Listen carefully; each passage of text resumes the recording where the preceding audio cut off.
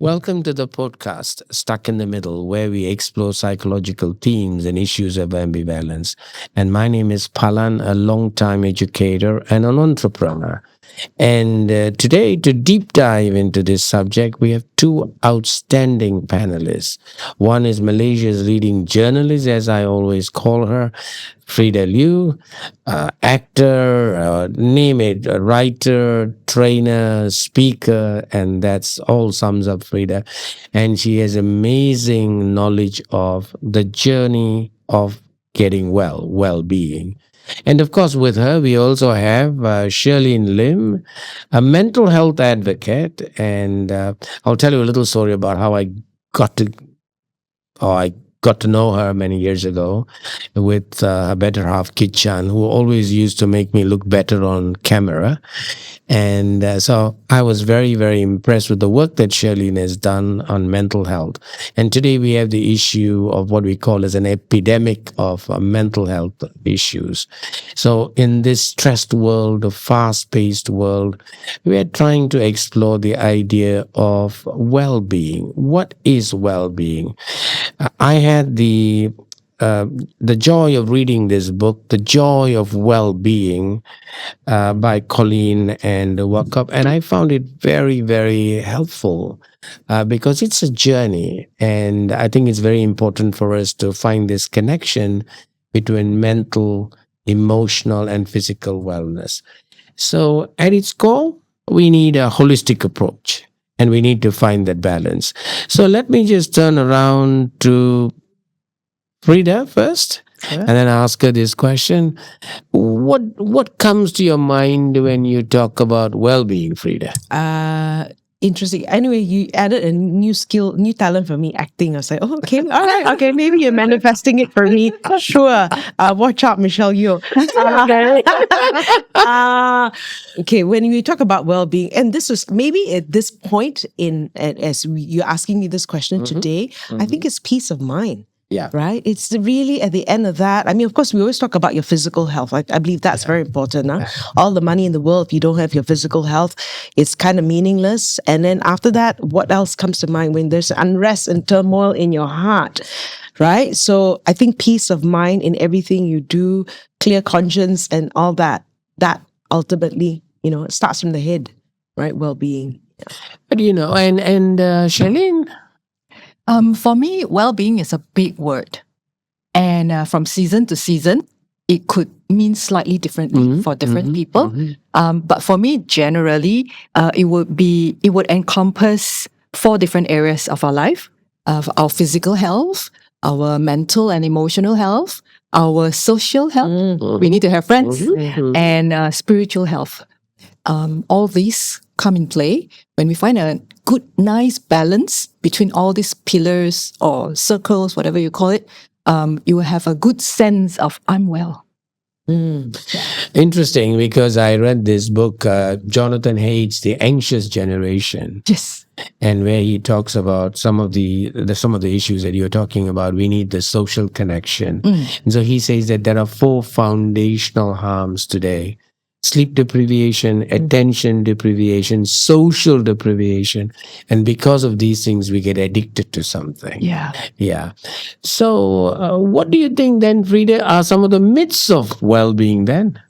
The myths of well-being. So I think just back up to what Shirlyn had to say about the 4 pillars, right? One thing that I talk about a lot, and it expands on what Shirlyn is saying, is the wheel of life, right? I think when you look at your wheel of life, when you review, finances okay or not, right? This is also important. If you look at your bank account and you worry about your bank account, apart from fitness, and friends are very important, very, very important. And even the friends that you have, better have the right kind of friends, better the right kind of friends, and knowing how to create healthy boundaries, and even having different friends in different spheres. That's also important. I know your question is about myths, but so this is also important, right? So you say I have lots of friends. You better have quality friends as well. That's one aspect. Even having fun. right? When you think about your well-being, are you actually making sure that you're having fun? So that's, as I get older in life, I find that so important that I have to schedule in fun, schedule in time off, right? Because if you don't, right, you just get caught in this wheel that keeps on moving, and you're achieving, and then you always have to stop and stare, and stop and look back and say, okay, 5 years from now, 10 years from now, am I going to look back, forward reflection? Am I happy with what's going to be happening now? Or will I say, I missed out on going for my holiday? I missed out on spending time with my son. I missed out on all these things. So I think that's just being all rounded. That's important, right? And holistic. Yeah. And when you say the wheels of life, I remember what Shakespeare said in As You Like It. He said the 7 ages of life. And I've just found this, intergenerational differences and how each generation sees life in their own perspective. Yes. So I also had challenges with younger people when I found that their perspectives are different, our perspectives are different. And I always used to think that purpose in life was something very important. Yeah. But then I figured out, obviously, purpose changes as the wheel goes on. So what do you think are some of the myths, Shirlyn, then? As a myth, what's the myth? I fell into this myth maybe 10 years ago. I still think this is the myth that most of we face about the perspective of well-being, which is I can wait till later to look after my well-being. I don't have time now. I'm at the peak of my career now. Right. The peak performance time where I can score the highest, go the furthest, run the fastest, and I can wait until I achieve this goal, and then I'll look after myself. Right. I fell into that position sometime over years ago where I was so-called peak in my career, right? And I was chasing so many things, but deep down, I keep saying to myself, I need to look after myself, but I keep saying, wait, hang on, I'm young, I can do this, I have stamina, let's go. And I can wait till later until my emotion caught up with me to say, hey, Shirlyn, you're not happy. And then I paused and said, what's wrong? I'm achieving things. Why am I not happy? And then I reversed inner work to look back in and said, oh, wow, I'm not taking care of myself. That's why. So I feel that the biggest myth now still for a lot of us is that we think that we need these quick fixes now so that we feel happy and we can wait for later to look after our well-being for long-term reason. But it should be the other way around. It should be we should look after ourselves every day now and still fulfill our long-term goal, purpose, whatever that you're chasing.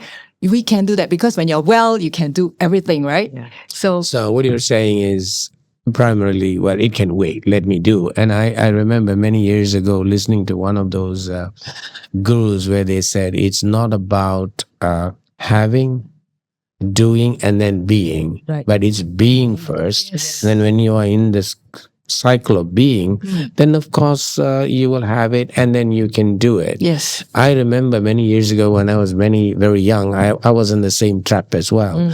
Really want to go and get everything done, catch one flight, and then just come back and pack your bags, get on another flight.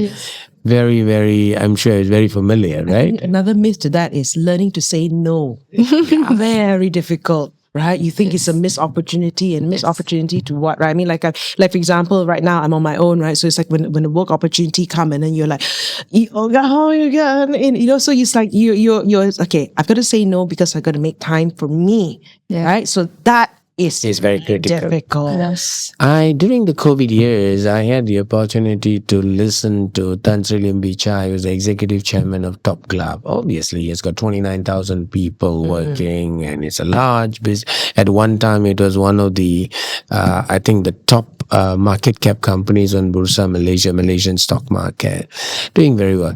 But then you'd always say, hey, sorry, today is my badminton day. Wow. Or today is my jog day, and today is my yoga day. So I said, well, Tan Sri, what are you trying to do? You got a business to run. And he would say, no. Look, you got to find the time at the right time. Right. And he always gave me a new concept, the power of tiny gains. And so he said, just start working. It'll become difficult and then it become part of your life. Yes. I think Freda talked about scheduling it. You say you schedule it.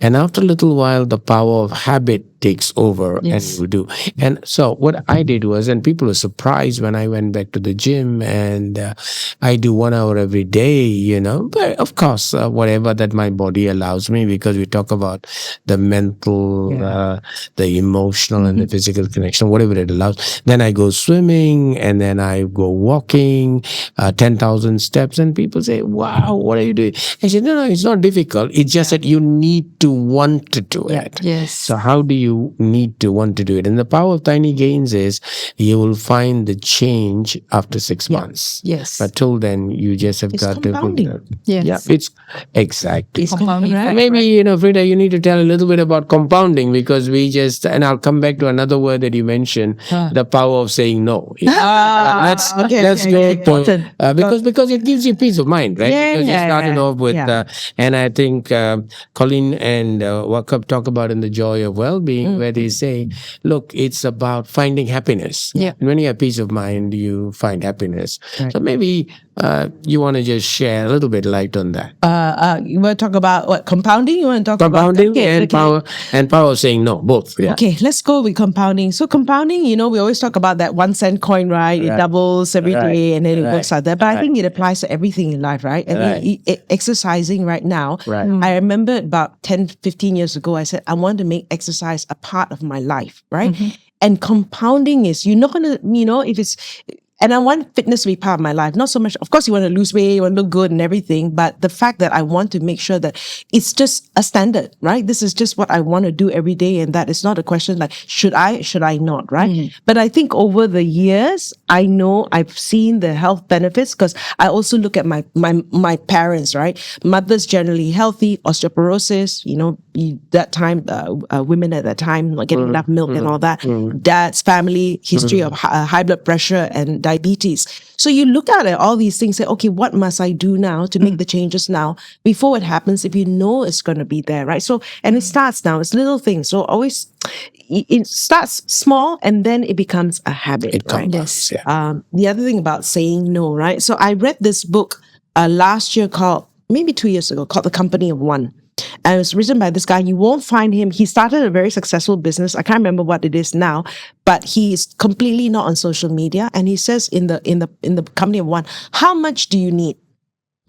And that's the thing, right? Right? How much do you need and so he does his business such a way that's all I need, right? In terms of savings, in terms of what, see, we're always like, I want more, right? Because we think it's growth. But then sometimes you have to stop and say, how much do I need? Right? So it's like, it's just sometimes I have to ask myself, do I want to grow? And say, how much do I need? So I think that's when you learn to say no. Yeah, thank you. I think life is a joy when you find contentment. Yeah, and I think one of the things that I found in this book, which is my 21st book, the Thought Leaders Playbook, I primarily found some key ideas that I actually shared, and one of that was compounding, and another one was the power of saying no. Because in my life, I found that it's just because I really wanted to be nice to people, and so I just found it difficult to say no, and I would kind of go through a lot of challenges, and that's why I say it's stuck in the middle. Right. I want to say no, but I'm not able to say no. But I found that my mother, who just went only up to standard 6, would just say, "Son, it's not possible. Can't do it. Thank you." And No it's guilt. being from the school of hard knocks. Now, Shirlyn, what do you think about power of saying no and compounding? Power of compounding. Of course, on another level, whenever you go to Warren Buffett, which Freda is very familiar with, Warren Buffett says compounding is really the real roots for success. Yes. Maybe to you. I think compounding only works when it works with the time effect. If we try to compound, but in too short a span of time, we can't see the effect, right? So compounding, small, consistent steps can reap result with time, right? So that's my perspective. As for power of saying no, I'm an introvert. And I am the eldest in the family. Okay. So you can know where this direction is going. I can't say no. Anything, anytime my parents ask me to do something, or even now my husband asks me to do something, now my children ask me to do something, I'll say yes, right? And when I say no, I feel guilty. I feel guilty for not being able to say yes. And after some time, I'm just too tired of feeling guilty. Right. And I have to find a way out of this conflict between myself. So now because we find that different things are pulling us in different directions because we have no clear direction. Right. So after some time of feeling guilty, now I say, okay, no, I will stop feeling guilty. I want this conflict to go away. I have to find my clear direction. What is my direction? Because ultimately, my children will be living their own life, their own direction, and so is my husband, right? And we all have one direction that is suited for us. Yeah. So I try to find that. And once I found that, I'm like, okay, this is my direction, this is my path. And my whole so-called being is to direct to this path. And the rest of all these are all distractions along the way. And I could make myself and say, okay, no, maybe later. Or now I come up with a better phrase to answer whenever I feel like the urge to say yes, but I know there's something there. I can't say yes yet, right? I'll say, I'll think about it. You think about it. I think about it. Buy me some time. But just imagine if the other guy was very assertive, they will keep going at it. Yes, I know. What was that I was reading? It's a problem that women have, right? When we say no, we have to give a reason why no. Yeah, because no. It's the final answer. Maybe it's very cultural. I don't know. Because in the Western world, I have actually see people just basically tell me, I'm sorry, can't do it. Yeah. And I don't have to explain anything. Yeah. And of course, I've listened to a little bit on Robin Sharma and all these people. And Robin Sharma always says, hey, look, you don't have to explain yourself. But obviously, given the culture that we are in, it's nicer to explain. Yeah. But when in this journey, when you say no, when you find that you need to schedule time for fun, and the wheel of life or the 7 ages of one's life, all of that. What's the context of purpose in our lives? How does that fit in the journey of well-being? I think purpose change as well. Right? The purpose, I feel that the purpose has changed. When you was younger, it's about your child, making sure they, get your good education, give the best. And then so how does it, I believe that you always have different, and that's the thing, right? People always say, what's your purpose? What's your purpose? Right? And everybody sometimes don't know their purpose. And sometimes it's just a process of discovery, right? And the process of discovery, what you don't want. Right? And that will lead to something. And also, I always talk about life stages, right? So at this point, my purpose is very different than what it was 10 years ago. Sure. And so it changes. And I think people have to be clear that your purpose can change, right? So priorities are different, or maybe not. Yeah. So your priorities are different. So hence your purpose. I believe everybody, it's the right thing. It's a nice thing to say, yes, I'm going to serve the community. And I think ultimately that's what we do, right? In the role or in the giftings that we have, we do have to serve, right? Yeah. And how that happens, so if my son is very artistic, then through his art, that's how he serves. Through my work, that's how I serve, right? So I think that's purpose. All right, thank you. And I think each individual is different, Yeah. right? So each person finds their own aspirations in life. Yes. Shirlyn. I read the book Ikigai. It talks about when you have a sense of purpose, it actually gives you that sense of peace of mind to know that, this is what I'm made to do, and I'm pursuing what I'm made to do. I'm designed this way, therefore I'll serve it in this way. So purpose is important in that sense, to give you that sense of your value is being shared in a very specific and unique way, because there's no one like you. Yeah. Right? There's no one with your experience. There's no one with your giftings and your strength and even weaknesses. So you serve in that way because that's you. That's how you bring light to whoever you're with, the family or your community. I think it's important because otherwise we'll be living in a solo, lonely stage where we feel that, oh, it's all about me.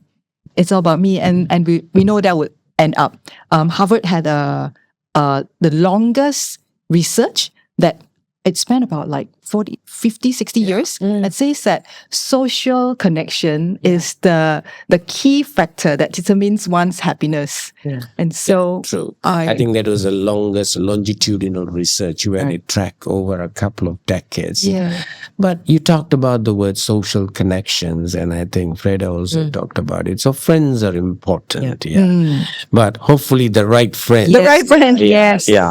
So I was very impressed when one time, or I was not necessarily impressed. What I meant was I was taken aback, and there was a self-awareness when I think it was Robin Sharma who said, "How do you avoid toxic friends without being toxic?" Wow. So yeah, and I thought that was very good because I think what he said was, hey, look, if someone is very toxic and you really are built in such a way that you don't want to be toxic, then minimize your interaction.